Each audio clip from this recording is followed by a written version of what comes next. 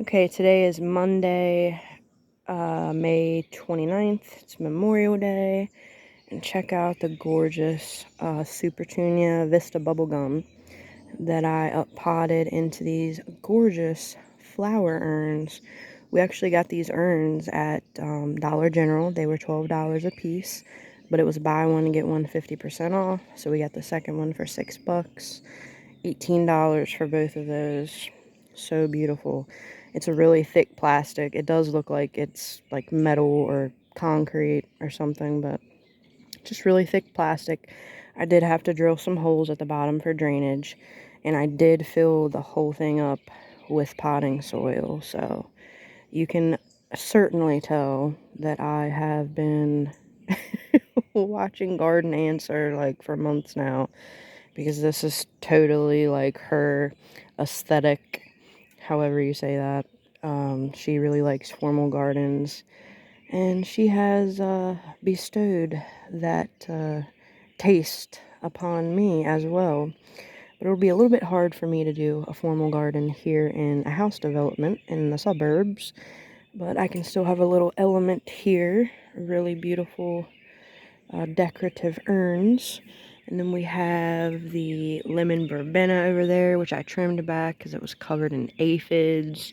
And speaking of potting up, so these guys here, I have got, well, this is my second batch of Pro Mix potting soil.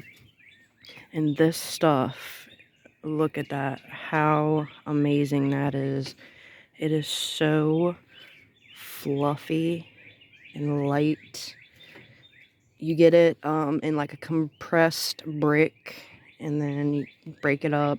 I added a little bit of moisture to it, and one of those bricks, I've already potted up both of those urns, some coleus here, and I still have this really big box left.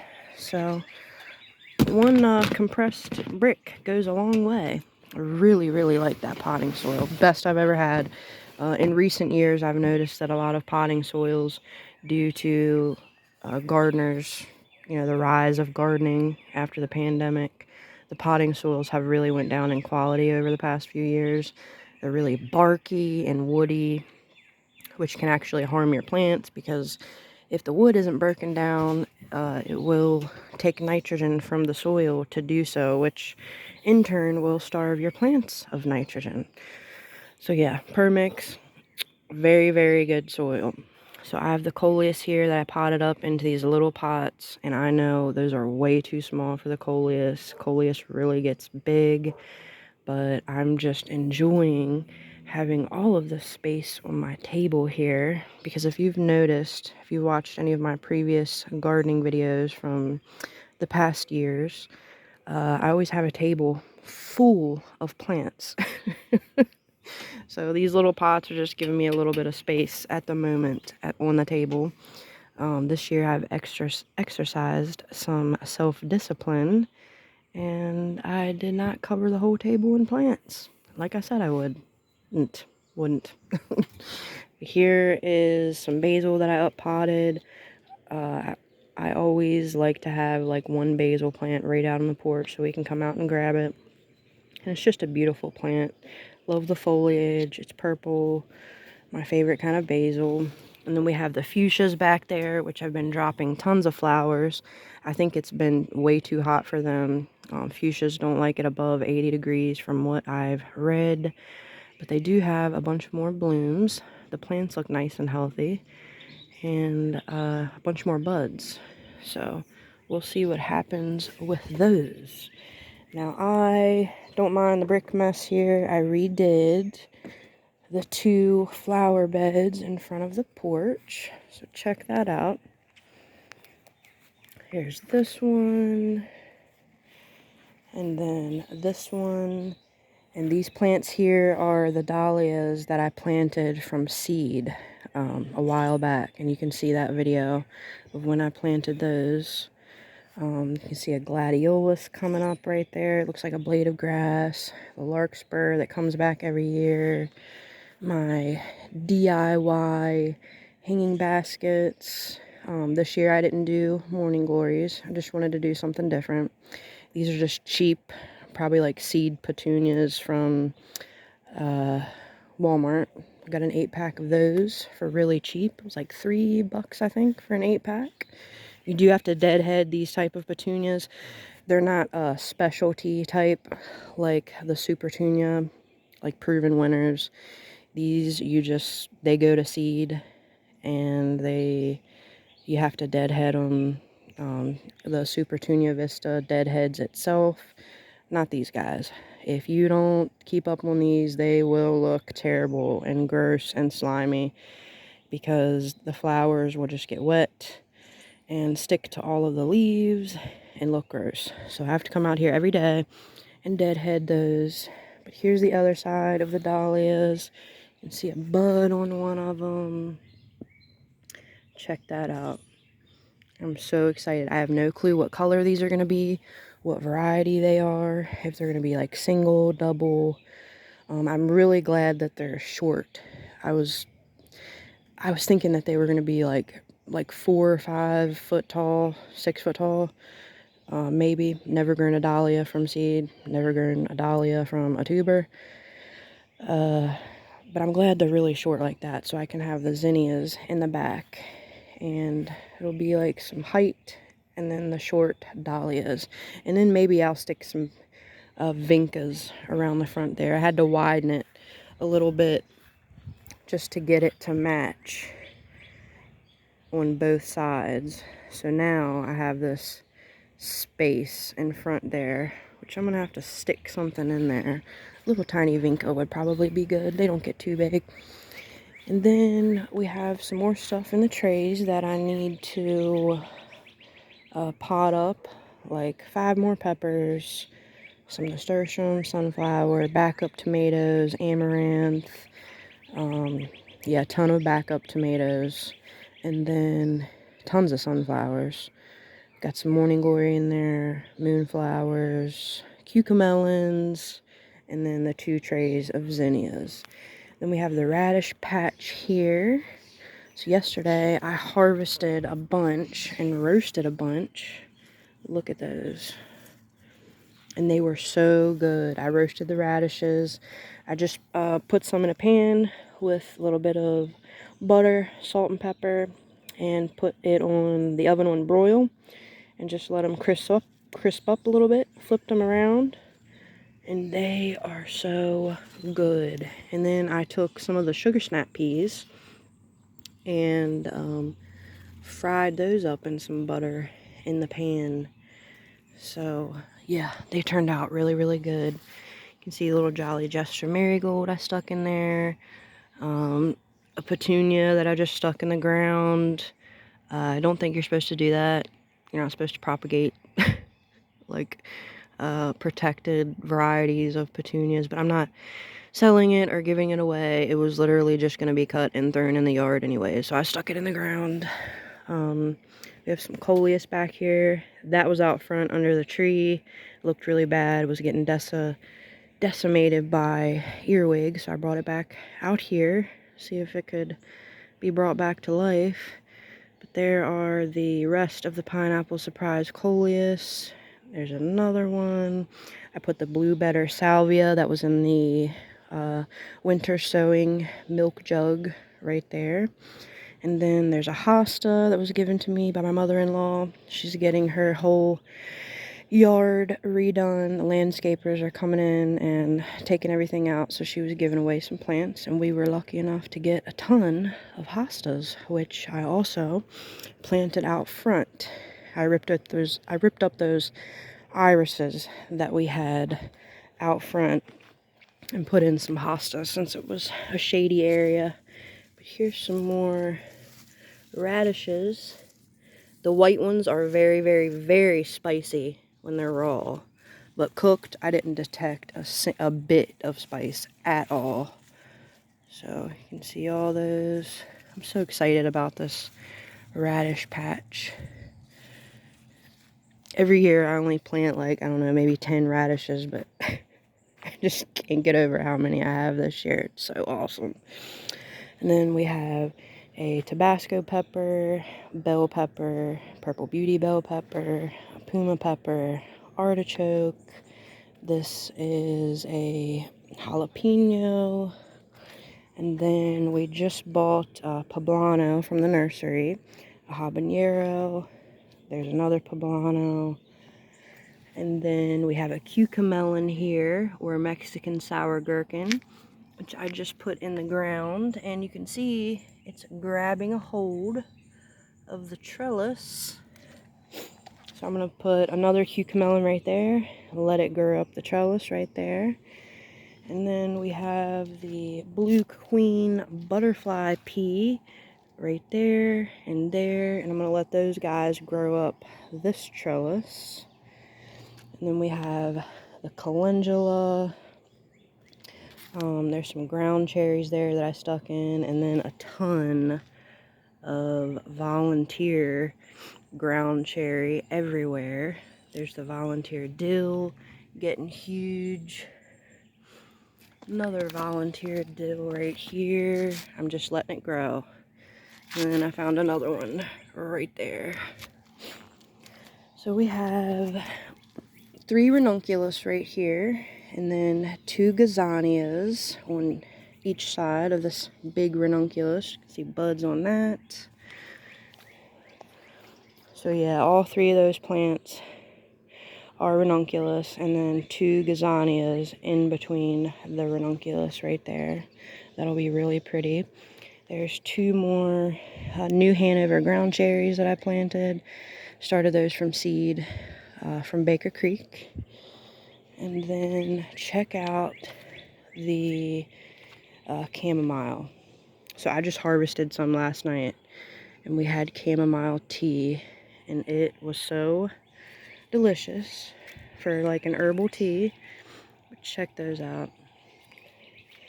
Tons and tons of chamomile. Now when this, because it's blooming so early this year, it was a volunteer. As soon as they're done, as soon as I harvest all of them, I'm going to take that plant out and probably maybe put in like another Supertunia in there, in that pot, just to bring some color back here. But I really, really like this like cottagey look back here. Just this haphazard, everything stuffed with flowers. I really like that. And you can see the lavender getting some flowers on it. We have another ranunculus right here. Of course, the calendula. And then another gazania plant. Another ranunculus plant. We have some sweet William. More lavender. The yarrow is getting tons of buds on it. They look like little broccoli heads. And these will be pink. This is the Rose Marble yarrow. And then more ranunculus right here with some buds. I'm getting real impatient on these guys. I just want them to open up. I want to see what a ranunculus flower looks like in person. Never grown it, never seen it. This will be my first year, so really excited for these. I stuck a little trailing nasturtium back here. I planted some irises right here that were out front, and these don't get very big. This grassy stuff, that's the iris. They don't get very big, but look at the giant coneflower now above the fence. And by the way, the bud that was in the middle of that has just disappeared. Have no clue where it is. But so we're gonna have the coneflower, and then probably about right here will be the irises, purple irises, and then the ranunculus in the front. And then of course just intermixed with the beautiful yarrow, nasturtium, foxglove. We have another coneflower back there, blanket flower, another coneflower, and they both of those have buds on it. That's the Sombrero Sangrita coneflower, and this is the Cheyenne Spirit coneflower, which both of those are hybrids. They're like a specialty coneflower, really, really bright fluorescent colors, orange and pink. And then we have the black hollyhock back there, there is a Cosmo, that one little Cosmo that was in the cell tray trying to survive. Well, it did. I'm glad I kept it in there. Check it out. It survived.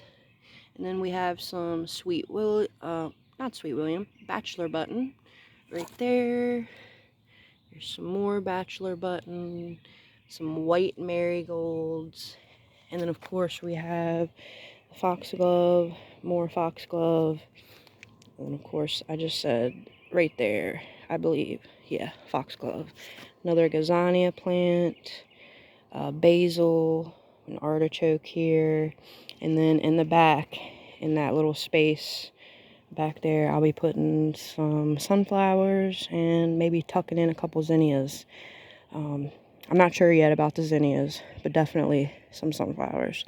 Another artichoke. Let's go over the tomatoes really quick. Alright, so we have the Brandy Boy right here, getting pretty big. See a little tomato on there. And then we have the German Johnson plant. Everything's looking pretty good. I've been pruning it, getting the suckers off.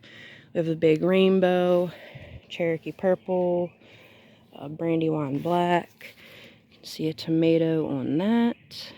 And then the Dr. Witchies. And here is a giant Belgium. We have tons of sugar snap peas. I planted some Kajari melon and sugar baby watermelon seeds.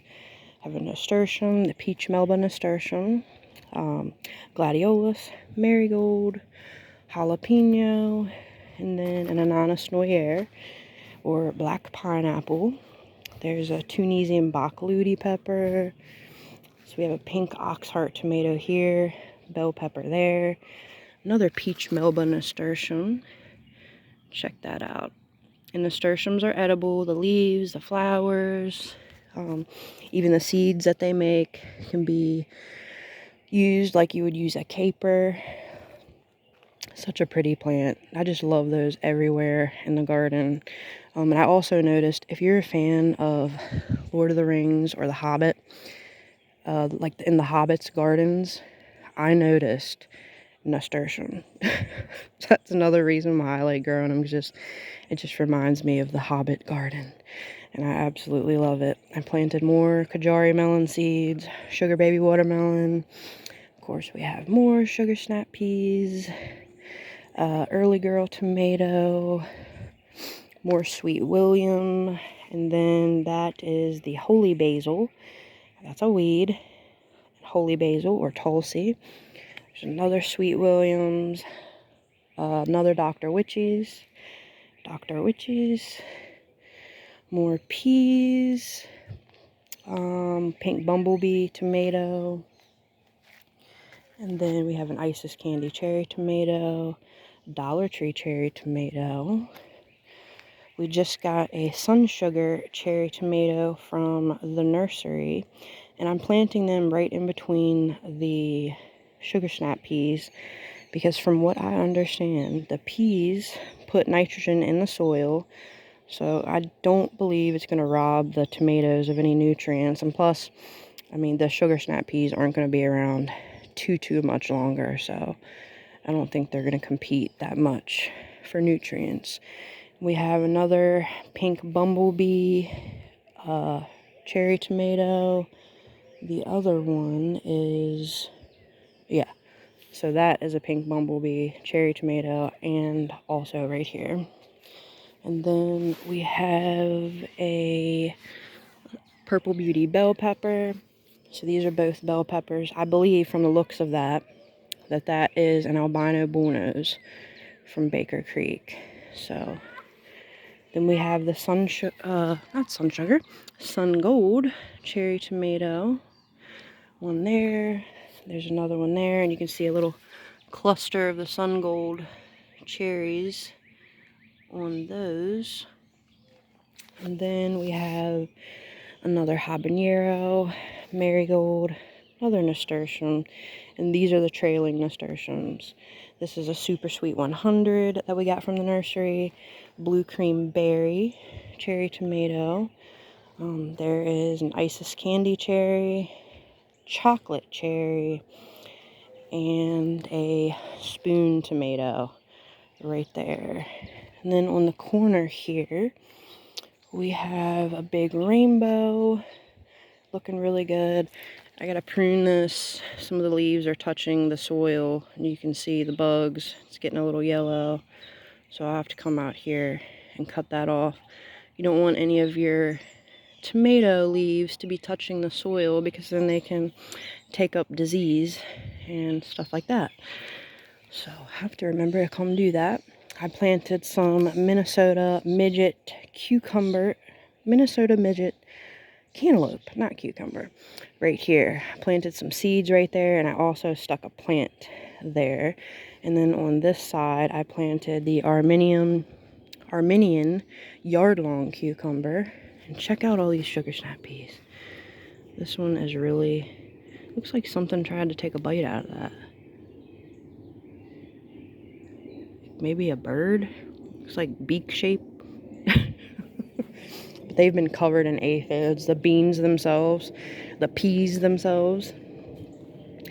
And then we have another Brandywine Black, more marigolds, this really sad looking serrano here, another Puma pepper, another Tunisian Bakludi, which, check it out, it's got some peppers on it. And then check out the Puma pepper. Wow, that looks like it got bit by something. Look how dark that is.